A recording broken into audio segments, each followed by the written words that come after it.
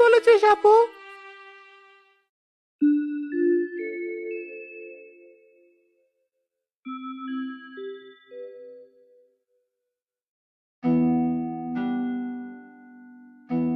আগামী 2 দিনের ভেতর আমার চুক্তি অনুযায়ী ফসল না হলে টাকা দিয়ে দিবে। আর যদি টাকা দিতে না পারো তবে বাড়ির দলিল আমার কাছে দিয়ে বাড়ি থেকে বেরিয়ে যাবে। যেদিন টাকা শোধ দিতে পারবে সেদিন দলিল ফেরত পাবে। মহাজন, আপনার পায়ে পড়ি, একটু দয়া করুন। এত টাকা কোথায় পাবো আমি 2 দিনের ভেতর? তবে বাড়ি ছাড়ো। বাড়ি ছাড়লে আমি স্ত্রী সন্তান নিয়ে কোথায় থাকবো? আমি কেমন করে বলবো? মহাজন, আপনি ধনী, তার জন্য গরিবদের উপর অত্যাচার করতে পারেন না, জোর করে সবকিছু নিতে পারেন না। এতটুকু ছেলে আমার মুখে মুখে কথা বলিস?